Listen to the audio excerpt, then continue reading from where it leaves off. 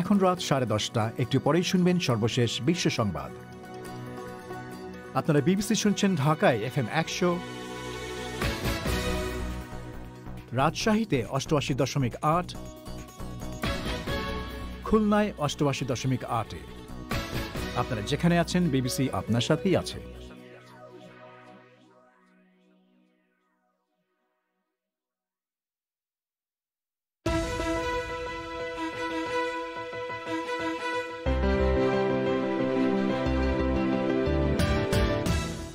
জন আরোহী সহ নিখোঁজ ইন্দোনেশিয়ার একটি যাত্রীবাহী বিমান বিধ্বস্ত হয়েছে বলে মনে করা হচ্ছে। প্রেসিডেন্ট ট্রাম্পের সমর্থকরা টুইটারে তাকে নিষিদ্ধ করার সমালোচনা করেছেন। তাকে দ্বিতীয় দফা অভিশংসনের প্রস্তুতি নিচ্ছে ডেমোক্রেটরা। শুনবেন এ নিয়ে একটি বিশেষ আলোচনা। ঢাকার সবচেয়ে নীরব এলাকা বলে ঘোষিত জায়গাতেই কেন এত বিকট শব্দ দূষণ? এক সেকেন্ডের জন্য ওই এলাকাটা 50 ডেসিবেলের নিচে আসে নাই। মানে শব্দের যে মাত্রা, কত জোরে হর্নটা হচ্ছে, গতবারে যত জোরে হতো এইবার তার চেয়ে আরো 8 ভাগ বেশি জোরে শব্দটা শোনা যাচ্ছে। এসব নিয়েই আজকের পরিক্রমা পরিবেশন করছে আমি মোয়াজ্জেম হোসেন। তবে শুরুতেই বিশ্ব সংবাদ।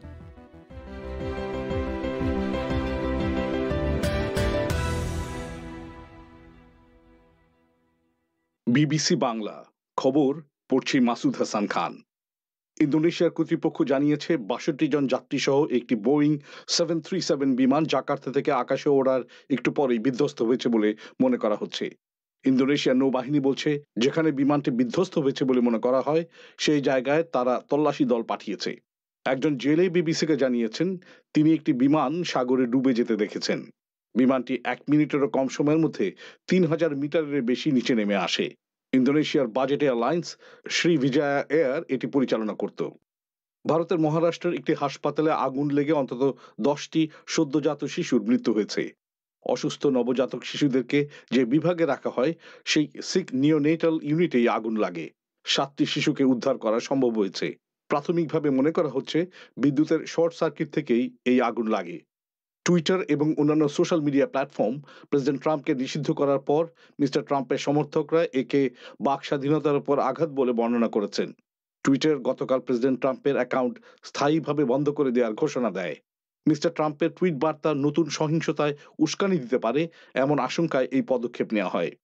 করোনা ভাইরাসের বিস্তার ঠেকাতে চীনের কর্তৃপক্ষ শিজিয়াচুয়াং নগরীর সব মানুষকে আগামী 1 সপ্তাহ তাদের ঘরে থাকতে নির্দেশ দিয়েছে। নগরীর সাবওয়ে, বাস এবং ট্যাক্সি সার্ভিস বন্ধ রাখা হয়েছে। বৃহস্পতিবার এই নগরীকে পুরো চীন থেকে বিচ্ছিন্ন করে ফেলার পর আরো কঠোর বিধিনিষেধ জারির এই ঘোষণা এলো। সেখানকার 1 কোটি মানুষের সবার করোনা ভাইরাস পরীক্ষা করা হয়েছে, যাদের মধ্যে 350 জনের সংক্রমণ ধরা পড়েছে। আফগান সরকার এবং তালেবানের মধ্যে দ্বিতীয় দফা শান্তি আলোচনা আজ পরের দিকে কাতারে শুরু হচ্ছে। গত মাসে দুপক্ষ শেষ পর্যন্ত প্রাথমিক কিছু বিষয়ে একমত হয়েছে। এখন তারা কিভাবে আফগানিস্তান পরিচালিত হবে সে বিষয়ে বিশদ আলোচনায় যাবে। তবে আফগানিস্তানে চলমান সহিংসতা ছায়া পড়েছে এই আলোচনায়। ভারতীয় সেনাবাহিনী এক চীনা সৈন্যকে আটক করেছে। কর্মকর্তারা বলছেন, শুক্রবার সকালে বিতর্কিত লাদাখ অঞ্চলে এখনকার কার্যত যে সীমান্ত রেখা, এই সৈনিক তা অতিক্রম করেছিল। লাদাখ সীমান্তে গত বছর চীন এবং ভারতীয় সৈন্যদের মধ্যে হাতাহাতির পর সেখানে এখনো উত্তেজনা রয়েছে। দুই পক্ষই এই উত্তেজনা কমানোর চেষ্টা করছে। আপনারা পরিক্রমা শুনছেন বিবিসি লন্ডন থেকে। অনুষ্ঠানে আপনাদের সঙ্গে আছে আমি মোয়াজ্জেম হোসেন। টুইটার এবং অন্যান্য সোশ্যাল মিডিয়া প্ল্যাটফর্ম প্রেসিডেন্ট ট্রাম্পকে নিষিদ্ধ করার পর মিস্টার ট্রাম্পের সমর্থকরা একে মুক্তভাবে কথা বলার স্বাধীনতার উপর আঘাত বলে বর্ণনা করছেন। টুইটার গতকাল প্রেসিডেন্ট ট্রাম্পের অ্যাকাউন্ট স্থায়ীভাবে বন্ধ করে দেওয়ার ঘোষণা দেয়। মিস্টার ট্রাম্পের টুইট বার্তা নতুন করে সহিংসতায় উস্কানি দিতে পারে এমন আশঙ্কায় এই পদক্ষেপ নেওয়া হয়। এদিকে ডেমোক্র্যাটরা প্রেসিডেন্ট ট্রাম্পকে তার মেয়াদ শেষ হওয়ার আগেই ক্ষমতা থেকে অপসারণের লক্ষ্যে দ্বিতীয় দফা অভিশংসনের প্রস্তুতি নিতে শুরু করেছে। বিস্তারিত শুনুন নাগিব বাহারের কাছে। ডোনাল্ড ট্রাম্পকে কিভাবে অপসারণ করা যায় তা নিয়ে গতরাতে হাউস অব রিপ্রেজেন্টেটিভসের ডেমোক্র্যাট দলীয় সদস্যরা প্রায় 3 ঘণ্টার বেশি সময় ধরে আলোচনা করেছেন। তাকে দ্বিতীয় দফায় ইমপিচ বা অভিশংসনের পক্ষে ব্যাপক সমর্থন দেখা যাচ্ছে। বৈঠক শেষে হাউস স্পিকার ন্যান্সি পেলোসি বলেন তিনি আশা করেন প্রেসিডেন্ট ট্রাম্প নিজেই যেন পদত্যাগ করেন। কিন্তু যদি প্রেসিডেন্ট ট্রাম্প সেটা করতে অস্বীকৃতি জানান তাহলে তারা দ্রুত তাকে অভিশংসনের লক্ষ্যে পদক্ষেপ নিতে প্রস্তুত। অভিশংসনের লক্ষ্যে ইতিমধ্যে অভিযোগনামা প্রস্তুত করেছেন দুজন কংগ্রেস সদস্য, যারা নিজেরাও ক্যাপিটল হিলে হামলার সময় আত্মরক্ষার্থে নিরাপদ আশ্রয়ে যেতে বাধ্য হয়েছিলেন। তবে ডেমোক্র্যাটদের এই চাপের মুখেও জো বাইডেন এখনও অভিশংসনের পক্ষে সরাসরি সমর্থন দেননি। এ সংক্রান্ত এক প্রশ্নের উত্তরে তিনি বলেন, বিষয়টি তিনি কংগ্রেসের ওপরই ছেড়ে দিয়েছেন। I've thought for a long, long time that President Trump wasn't fit to hold the job. That's why I ran. Mister Biden বলছেন, প্রেসিডেন্ট ট্রাম্প যে এই পদের উপযুক্ত নন সেটা আমি অনেক দিন ধরেই ভাবতাম। তিনি বলেন, আর মাত্র 12 দিন পর আমি যুক্তরাষ্ট্রের প্রেসিডেন্ট হব। এ সময় আমি 3টি আশু বিষয় নিয়ে চিন্তিত: ভাইরাস, টিকা এবং অর্থনীতি। কংগ্রেস কী সিদ্ধান্ত নেবে সেটা তাদের ব্যাপার, কিন্তু এই অভিশংসন প্রক্রিয়ায় প্রেসিডেন্ট ট্রাম্পকে সরানোর ক্ষমতা রাখে কেবল সেনেট। সেখানে 2/3 সদস্যের সমর্থন দরকার হবে, কিন্তু এখনও পর্যন্ত মাত্র 2 জন রিপাবলিকান সেনেটর প্রেসিডেন্ট ট্রাম্পকে ক্ষমতা ছাড়তে বলেছেন। House speaker Nancy Pelosi president ট্রাম্পকে জাতীয় নিরাপত্তার জন্য হুমকি বলে বর্ণনা করেছেন এবং যুক্তরাষ্ট্রের শীর্ষ সামরিক অধিনায়কদের সঙ্গে কথা বলেছেন যাতে প্রেসিডেন্ট ট্রাম্প এরই মধ্যে কোনো যুদ্ধ বাঁধিয়ে দিতে না পারেন বা পরমাণু অস্ত্রের কোড না পেতে পারেন। সোশ্যাল মিডিয়া প্ল্যাটফর্মগুলো একের পর এক প্রেসিডেন্ট ট্রাম্পের অ্যাকাউন্ট বন্ধ করে দিচ্ছে যাতে তিনি নতুন করে সহিংসতায় উস্কানি দিতে না পারেন। তবে তার সমর্থকরা একে মুক্ত চিন্তার ওপর হস্তক্ষেপ বলে বর্ণনা করেছেন। মিস্টার ট্রাম্পের ছেলে ডোনাল্ড জুনিয়র বলেছেন, এমনভাবে সেন্সরশিপ চলছে যেটা আগে কখনো দেখা যায়নি। নাগিব বাহার। বাংলাদেশের রাজধানী ঢাকার যে স্থানটিকে 1 বছর আগে নীরব এলাকা বলে ঘোষণা করা হয়েছিল, সেখানে 9 দিন ধরে পর্যবেক্ষণের পর একটি পরিবেশবাদী সংগঠন বলছে সেখানে শব্দ দূষণের মাত্রা অত্যন্ত ভয়াবহ। 1 মিনিটের জন্য তারা সেখানে যে মাত্রায় এই দূষণ সীমিত রাখার কথা তা দেখতে পাননি।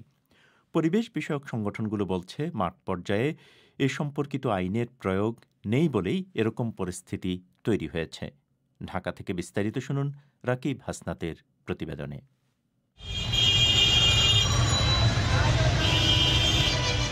ঢাকার সড়কে ভোর থেকে মধ্যরাত পর্যন্ত এমন উচ্চ শব্দের মধ্য দিয়েই চলাফেরা করতে হয় বিভিন্ন বয়সের মানুষকে। অথচ শব্দ দূষণ নিয়ন্ত্রণ বিধিমালা অনুযায়ী শিক্ষা প্রতিষ্ঠান, ধর্মীয় প্রতিষ্ঠান, হাসপাতাল আছে এমন এলাকাগুলো নীরব এলাকা। এর বাইরে সরকার সচিবালয় সহ আরও 5টি জায়গাকে নীরব এলাকা ঘোষণা করায় এসব এলাকায় শব্দের মাত্রা নিয়ন্ত্রিত মাত্রায় বা 50 ডেসিবেলের নিচে থাকার কথা। কিন্তু বাস্তবতা হলো প্রচণ্ড শব্দের মধ্যে এসব এলাকায়, বিশেষ করে সচিবালয়ের আশেপাশে চলাফেরা করাই কঠিন হয়ে দাঁড়িয়েছে বলে বলছেন তাপসী রাবেয়া আঁখি, যাকে পেশাগত কারণে প্রায় প্রতিদিনই সচিবালয় এলাকায় যেতে হয়। সচিবালয় প্রেস ক্লাব এই অঞ্চলটি সবসময় একটু ওভার ক্রাউডেড, তো প্রতিদিনই এখানে এত সংখ্যক যানবাহন চলাফেরা করে এবং সেখানে প্রচুর পরিমাণে জনসমাবেশ হয় প্রেস ক্লাবের সামনে। সেখানে মাইকের ব্যবহার হয়, গাড়ির হর্ন হয়, তো এগুলি মিলে এক ধরনের ভীষণ রকমের শব্দ দূষণ হয় সেখানে, যেটা অনেক সময় গাড়ির শব্দ পর্যন্ত শোনা যায় না। ঢাকার বেসরকারি স্ট্যামফোর্ড বিশ্ববিদ্যালয়ের পরিবেশ বিজ্ঞান বিভাগের আওতায় বায়ুমণ্ডলীয় দূষণ অধ্যয়ন কেন্দ্র বলছে 1 বছর আগে 2019 সালের 17 ডিসেম্বর সচিবালয় এলাকাকে নীরব এলাকা ঘোষণা করা হয়েছিল। এবার তার বর্ষপূর্তি উপলক্ষে গত 14 থেকে 22 ডিসেম্বর পর্যন্ত 9 দিন ওই এলাকার 12টি পয়েন্টে শব্দ দূষণ পর্যবেক্ষণ করে ভয়াবহ চিত্র পেয়েছে তারা। প্রতিষ্ঠানটির প্রধান গবেষক অধ্যাপক ডক্টর আহমদ কামরুজ্জামান মজুমদার বলছেন, 2019 সালের তুলনায় 2020 সালে সবকটি স্থানেই শব্দ দূষণ আরও বেড়েছে। এমনকি এই করোনা মহামারীর মধ্যে 15% যানবাহন রাস্তায় কম থাকলেও শব্দ দূষণ না কমে বরং বেড়েছে। এটা নীরব এলাকা হলে 50 ডেসিবেল হওয়ার কথা। 50 ডেসিবেল গতবার এইবার কখনোই আমরা পাইনি। অর্থাৎ গত বছরের এবং এই বছরে 1 সেকেন্ডের জন্য ওই এলাকাটা 50 ডেসিবেলের নিচে আসে নাই। মানে যেহেতু নীরব এলাকা হিসাবে 1 সেকেন্ডের জন্য এটা ইমপ্লিমেন্টেড হয়নি। বাণিজ্যিক এলাকার মানমাত্রা ধরলেও 96% সময় দূষিত ছিল। কিন্তু শব্দের যে মাত্রা, মানে কত জোরে হর্নটা হচ্ছে, গতবারে যত জোরে হতো এইবার তার চেয়ে আরো 8 ভাগ বেশি জোরে শব্দটা শোনা যাচ্ছে। বিধিমালা অনুযায়ী আবাসিক এলাকায় রাত 9টা থেকে ভোর 6টা পর্যন্ত শব্দের মাত্রা 45 ডেসিবেল এবং দিনের অন্য সময়ে 55 ডেসিবেল অতিক্রম করতে পারবে না। বাণিজ্যিক এলাকায় তা যথাক্রমে 60 ও 70 ডেসিবেল। হাসপাতাল, শিক্ষা প্রতিষ্ঠান, অফিস আদালতের আশেপাশে 100 মিটার পর্যন্ত নীরব এলাকায় রাতে 40 ও দিনে 50 ডেসিবেল শব্দমাত্রা নির্ধারণ করে দেয়া আছে। মিস্টার মজুমদার বলছেন, পুরো ঢাকার কোথাও এই সহনীয় মাত্রার মধ্যে শব্দ তারা পাননি ভোর থেকে মধ্যরাত পর্যন্ত। ঢাকা শহরের সবচেয়ে বেশি 82টা স্থানের ভিতরে সবচেয়ে বেশি যে শব্দ দূষণ হয় তার ভিতরে 3টি স্থানই সচিবালয়ের 3 কর্নারে অবস্থিত, অর্থাৎ 0 পয়েন্ট, পল্টন ময়দান, পল্টন বাস স্ট্যান্ড এবং কদম ফোয়ারা। সবাইকে সম্পৃক্ত না করার কারণে, মানুষ সচেতন না হওয়ার কারণে এবং ড্রাইভাররা এই তথ্যটা তারা না জানার কারণে শব্দ বরং আরো দূষণ বেড়েছে। গবেষণায় প্রাপ্ত তথ্য অনুযায়ী সচিবালয়ের পাশে 0 পয়েন্টে প্রতি 10 মিনিটে গড়ে 332টি হর্ন শোনা যায়, যার মধ্যে 70টি হাইড্রোলিক হর্ন। যদিও আইন অনুযায়ী এ ধরনের হর্ন বাজানোর সুযোগই নেই। আইন অনুযায়ী শব্দ দূষণ দণ্ডনীয় অপরাধ হলেও গাড়ির হর্ন, নির্মাণ কাজ, যত্রতত্র মাইকের ব্যবহার এবং শিল্প কারখানা সহ নানা কারণে শব্দ দূষণ বেড়েই চলেছে। বাংলাদেশ পরিবেশ আন্দোলন বা বাপার সভাপতি আব্দুল মতিন বলছেন, আইন ও বিধিমালার প্রয়োগ না থাকার কারণেই এমন পরিস্থিতি তৈরি হয়েছে। মাঠ পর্যায়ে নীতিমালা এবং আইনের প্রয়োগ হয় না। অনেক পলিসি তৈরি হয়, অনেক ডকুমেন্ট আছে, অনেক আইনও আছে, অনেক নিয়ম আছে, কিন্তু সবগুলা যথাযথ প্রয়োগের অভাবে অনেক কিছুর মতোই শব্দ দূষণেও আমরা একটা ফেইলিউর সিচুয়েশনে চলে গেছি আসলে। তবে ট্রাফিক পুলিশ বিভাগ বলছে, তারা প্রতিনিয়ত মোবাইল কোড পরিচালনা করছে এবং গাড়ি চালকদের মধ্যে হর্ন না বাজাতে সচেতনতা তৈরি সহ শব্দ দূষণ নিয়ন্ত্রণে কাজ করে যাচ্ছে। ঢাকা থেকে রাকিব হাসনাত। আপনারা বিবিসি বাংলা শুনছেন রংপুরে, ঢাকায়, রাজশাহীতে। আপনারা যেখানে আছেন বিবিসি বাংলা আপনার সাথেই আছে।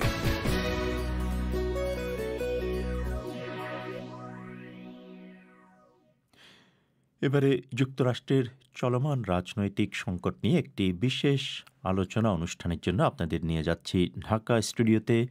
সেখানে আছেন সহকর্মী রাকিব হাসনাত। রাকিব। ধন্যবাদ মোয়াজ্জেম।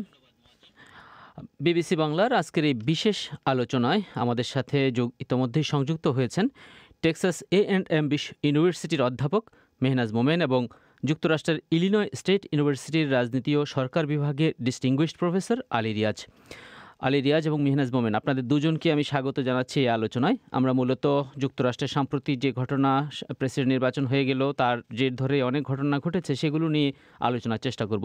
শুরুতেই মেহনাজ মোমেন, আপনাকে দিয়ে শুরু করি। তো নানা নাটকীয় ঘটনা চলছে এবং আগামী 20 জানুয়ারি নতুন প্রেসিডেন্ট শপথ নেবেন। ইতিমধ্যেই তার টিমের সদস্যদের প্রায় সবার নামও তিনি ঘোষণা করেছেন। এই নির্বাচন তো দেখিয়ে দিল সেখানকার রাজনীতি সার্বিকভাবে কতটা বিভেদ, সেখানে কতটা প্রকট এবং কোন বিষয়গুলো তাদের সামনে বড় চ্যালেঞ্জ হয়ে দাঁড়াবে।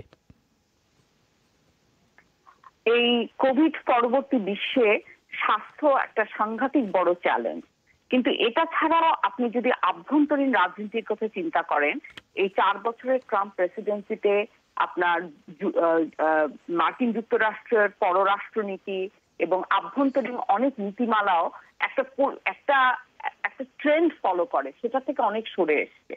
তো বাইডেনকে সেই সমস্ত জিনিসগুলো ঠিক করতে হবে বা আগের জায়গায় নিয়ে যেতে হবে। তো প্রতিটা জিনিস, আপনি যদি ইমিগ্রেশন, ইকোনমি, ফরেন রিলেশন, প্রতিটা অঙ্গনে একটা করে সাংঘাতিক চ্যালেঞ্জ আছে। এবং আমার কাছে মনে হয় যে এইসব চ্যালেঞ্জ ছাড়াও সবচেয়ে বড় একটা চ্যালেঞ্জ হচ্ছে যে অনেক মানুষের আপনার বিভেদের কথা যেটা বললেন সেটা তো আছেই, এবং ইনস্টিটিউশনের প্রতি ট্রাস্ট চলে গেছে। তো এই জিনিসটা ফিরিয়ে আনা, এটা আমার কাছে মনে হচ্ছে যে সবচেয়ে বড় চ্যালেঞ্জ। আলী রিয়াজ, আপনি? আমার কাছে যেটা মনে হয় সেটা হচ্ছে এই প্রসঙ্গেই বলি আর কি, যে এই সমস্ত চ্যালেঞ্জের একটা বড় চ্যালেঞ্জ এটা, যে কথাটা মিস্টার বাইডেন বলছেন এবং প্রতিশ্রুতি দিয়েছেন ঐক্যের, কিন্তু ক্রমাগতভাবে যে দক্ষিণপন্থী রাজনীতি এবং সশস্ত্র দক্ষিণপন্থী রাজনীতির উত্থান ঘটেছে এবং যেটা আমরা দেখতে পেলাম যে বুধবার দিন, সেটার একটা বড় দিক হচ্ছে সিকিউরিটি ডিমেনশন, নিরাপত্তা জনিত আর কি। যুক্তরাষ্ট্রের জন্য এই কথাটা আমরা আগে এইভাবে হয়তো বলতাম না, কিন্তু সবসময় এই ধরনের নিরাপত্তার একটা হুমকি ছিল। এই নিরাপত্তা হুমকিটা একটা বড় হুমকি হয়ে দাঁড়াবে এবং সেটা আসলে যুক্ত হবে অন্যান্য যে সমস্ত দীর্ঘমেয়াদী বিষয়গুলো আছে, ধরুন সোশ্যাল জাস্টিসের প্রশ্ন আছে, ক্রিমিনাল জাস্টিস রিফর্মের প্রশ্ন আছে, ইমিডিয়েট তো অবশ্যই কোভিড মানে করোনা ভাইরাস মোকাবেলা করা, কিন্তু রাজনীতির দিক থেকে ঐক্যের চেয়ে বড় জিনিস হচ্ছে দুটো ব্যালেন্স করা। ঐক্য তৈরি করতে হবে, কিন্তু নিরাপত্তার বিষয়টা বিবেচনায় নিতে হবে, কারণ ক্রমাগতভাবে দক্ষিণপন্থীদের উত্থান এবং সশস্ত্র দক্ষিণপন্থীদের উত্থান খুব বিপজ্জনক জায়গায় নিয়ে গেছে যুক্তরাষ্ট্রকে। কিন্তু এই যে সর্বশেষ যে ঘটনা ঘটলো তার জের ধরে এখন ডোনাল্ড ট্রাম্প বা তার রাজনৈতিক ধারা প্রচণ্ড চাপের মুখে আছে।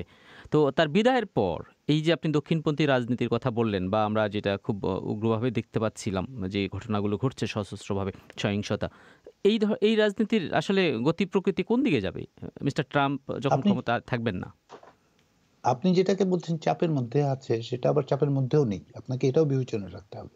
সেটা কি আমি উদাহরণ হিসেবে বলি। আমরা কথা বলছি যখন, তখন যেটা দেখতে আপনি খবর নিলেই দেখতে পাবেন, সেটা হচ্ছে যে রিপাবলিকান ন্যাশনাল কি যেটা আরএনসি, হ্যাঁ আরএনসি রিপাবলিকান ন্যাশনাল কমিটির মিটিং হচ্ছে। মিটিংয়ে কিন্তু প্রেসিডেন্ট ট্রাম্পকে কোনোভাবে দোষারোপ করা হচ্ছে না, তার সমর্থনেই কার্যত কথাবার্তা বলা হচ্ছে, অন্ততপক্ষে এক ধরনের মৌনতা অবলম্বন হচ্ছে। এটা হচ্ছে একটা। রিপাবলিকান পার্টির ভেতরে আপনি একদম মেইন স্ট্রিমে দেখেন, এখন পর্যন্ত যারা কথা বলছেন তারাও কিন্তু অনেক হিসেব করে কথা বলছেন, খুব যে মানে স্পন্টেনিয়াসলি বলছেন। এখন লিসা মার্কাসকি বা অ্যাডাম কিনজিঙ্গার আমার এলাকার প্রতিনিধি হাউসে, আমাদের বিশ্ববিদ্যালয়ের একসময়, আমার বিভাগের একসময় ছাত্র ছিলেন। তো প্রশ্ন হচ্ছে যে রিপাবলিকান পার্টির মধ্যেও আপনি যদি দেখেন যে খুব যে দৃঢ়তার সঙ্গে ট্রাম্পিজমের বিরোধিতা হচ্ছে তা নয়। এটা হচ্ছে এক। 2 নম্বর বিষয় যেটা হচ্ছে, সোসাইটির মধ্যে তার কতগুলি কারণ তৈরি হয়ে গেছে এই ধরনের অগণতান্ত্রিক, স্বৈরতান্ত্রিক, কর্তৃত্ববাদী, শ্বেতাঙ্গ শ্রেষ্ঠত্ববাদী সহিংসতার। এটা আগেও ছিল, এটা বেড়েছে। তৃতীয় বিষয় যেটা, সেটা হচ্ছে আপনি যেটা বলছেন তিনি চলে যাবেন, মানে ট্রাম্পিজমের শেষ হবে, মানে তিনি ক্ষমতা থেকে সরে গেলে তার সমর্থকরা থেকে যাচ্ছে মানে এখন আমার কাছে যেটা আশঙ্কা তৈরি হয় সেটা হচ্ছে এটা এক ধরনের মানে বৃদ্ধি পেতে পারে, কারণ মিস্টার ট্রাম্প আসলে নিজেকে ভিকটিম হিসেবে দেখাতে চাইবে। যুক্তরাষ্ট্রের গণতান্ত্রিক প্রতিষ্ঠানগুলো টিকেছে বটে, কিন্তু চ্যালেঞ্জগুলো কিন্তু থেকে যাচ্ছে, ফ্রেজিলিটিটা বুঝতে পারছি আমরা, ভঙ্গুরতাটা বুঝতে পারছি আমরা। তো সেই কারণে আমি এখন পর্যন্ত আমার কাছে মনে হয় দুটো ভয়াবহ ঘটনা ঘটছে। ভয়াবহ এই অর্থে যে খুব মানে সুইফট কনক্লুশনে যাচ্ছে। একটা হচ্ছে কিছু লোক বলতেছে যে ডেমোক্রেসির অবিচুরি লিখে ফেলা দরকার, আমেরিকায় ডেমোক্রেসি শেষ, ধ্বংস হয়ে গেছে, এইটা একটা ভয়াবহ ভুল।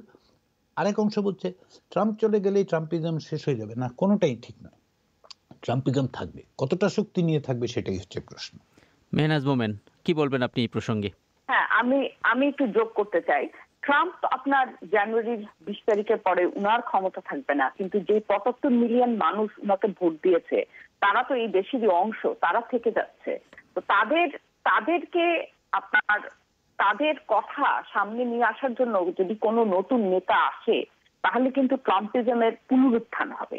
ট্রাম্পিজম এখনো শেষ হয় নাই। আচ্ছা, তাছাড়া ট্রাম্পিজম শুধু ট্রাম্পের সাথে যুক্ত না, ট্রাম্পিজমের সাথে আরো অনেক জিনিস যুক্ত আছে। তার মধ্যে কিছু কিছু জিনিস আছে, যেমন ফ্রাস্ট্রেশন, সোশ্যাল ইনইকুয়ালিটি, তারপর এই ইকোনমিক কারণে যে আপনার অর্থনৈতিক বৈষম্য, কিছু কিছু জিনিস আছে যেটা একদম ভ্যালিড। হ্যাঁ, কিন্তু ওই জিনিসগুলোকে এমন ভাবে উপস্থাপন করা হচ্ছে বা ওই ক্ষোভগুলোকে এমন জায়গায় নিয়ে যাওয়া হচ্ছে রাজনৈতিক ভাবে, যেটা আপনার ডেমোক্রেসির জন্য, সমাজের জন্য একটা ভয়াবহ জিনিস। এখন ট্রাম্পের আমি একটা জিনিস আমার কাছে মনে হয়, ট্রাম্প মানে যে কি বলবো একজন নেতা হিসেবে খুবই ইনএফিশিয়েন্ট। এখন ট্রাম্পের জায়গায় যদি আর কোনো কেউ আসে যারা যে এই 75 মিলিয়ন মানুষকে নেতৃত্ব দিতে চায় এবং এফিশিয়েন্ট হয়, তাহলে কিন্তু একটা ভয়াবহ একটা জিনিস হবে। কিন্তু এই যে সাম্প্রতিক যে সহিংসতার ঘটনা ঘটলো, এখন ধরুন নতুন প্রেসিডেন্টের শপথ গ্রহণের দিনও এরকম সহিংসতার পুনরাবৃত্তির আশঙ্কাও কিন্তু অনেকে করছেন, যদিও এখন অনেক ব্যবস্থা নেওয়া হচ্ছে। তো পরিস্থিতিটা আসলে কোন দিকে যাচ্ছে? আপনার একটা আমেরিকান ইনস্টিটিউশন, মেহনাজ মোহন আপনি শেষ করুন, তারপর আমরা রিয়াজের কাছে যাচ্ছি। জি, আচ্ছা, আপনি যদি আমেরিকার একটা রাজনীতির ধারা দেখেন, শান্তিপূর্ণভাবে ক্ষমতা হস্তান্তর এটা আপনার সবসময় হয়ে এসছে। দুই একটা আপনার এখানে আছে ঐতিহাসিক, আপনার আমি এক্স্যাক্টলি সালটা ভুলে গেছি, 1800 কোন এক সময় এরকম একটা সাংঘাতিক একটা রিপাবলিকান না ডেমোক্রেট জিতেছে, সেটা নিয়ে একটা সাংঘাতিক সংঘর্ষ হয়েছিল। এরকম দুই একটা বিচ্ছিন্ন ঘটনা আছে, কিন্তু এই 240 সালের মোটামুটি একটা আপনার আমরা ট্রেন্ড, একটা ভীষণ স্ট্রং ট্রেন্ড দেখি, যেখানে যত ক্ষোভ থাকুক, যত আপনার ইভেন যখন ইলেকশন প্রশ্নবিদ্ধ হয় তারপরও একটা শান্তিপূর্ণ একটা ক্ষমতা হস্তান্তর। তো সেই জিনিসটা এবার আমার কাছে মনে হয় সেভাবে করে হচ্ছে না। তো এইটা একটা মানে এটা একটা কি বলবো, মানে এটা একটা ফলস লাইন, এটা একটা সাংঘাতিক একটা মানে একটা মাইলস্টোনের মতো। তো এইটা যদি এই একবার একটা বিচ্ছিন্ন ঘটনা হিসেবে থাকে তাহলে হয়তো মার্কিন যুক্তরাষ্ট্রের গণতন্ত্রের জন্য এটা মানে এটা একটা শিক্ষণীয় ব্যাপার হয়ে থাকবে, কিন্তু এত বড় কিছু হবে না। কিন্তু এটা যদি একটা ট্রেন্ড তৈরি করে যে এরপর যখনই আপনার ক্ষমতা হস্তান্তর হবে তখনই এই ধরনের সহিংসতা দেখা দিবে, তাহলে তো এটা খুবই খুবই মানে ভয়ের ব্যাপার। আলী রিয়াজ, আপনি এই বিষয়েই বলবেন, কিন্তু একটা জিনিস আমি একটু অ্যাড করি, সেটি হলো যে নির্বাচন প্রশ্নবিদ্ধ, কিন্তু সেটা কিন্তু এক দিক থেকে, অর্থাৎ মিস্টার ট্রাম্পের দিক থেকে এই প্রশ্নগুলি তোলা হচ্ছে, এটা দ্বিতীয় কোনো জায়গা থেকে এটার পক্ষে কোনো প্রমাণ নেই। সুতরাং নির্বাচন প্রশ্নবিদ্ধ সেটা আমরা ওইভাবে বলতে পারছি না, কিন্তু তাদের অভিযোগ আছে। তো এমন পরিস্থিতিতে সবকিছু মিলিয়ে কোন দিকে যাচ্ছে পরিস্থিতি আসলে? নির্বাচন কোনো অবস্থাতে প্রশ্নবিদ্ধ নয়। এই প্রসঙ্গ আপনি যখনই বলবেন you are practically legitimizing a fraudulent claim. বুঝতে পেরেছেন তো? কারণ না 61টা মামলা হয়েছে, 60টা আদালত বলেছে ইসে না। রিপাবলিকান দলের প্রতিনিধিরা বলছেন সেটা হয়নি, প্রমাণ করা যায়নি। অতএব আমি কোনো অবস্থাতে ওই শব্দটা ব্যবহারই করবো না। নির্বাচন কোথায় প্রশ্নবিদ্ধ? এর চেয়ে যুক্তরাষ্ট্রের সর্বোচ্চ পর্যায়ের যে হোমল্যান্ড সিকিউরিটি তারা বলছে যে এর ভালো নির্বাচন আগে হয়ই নেই।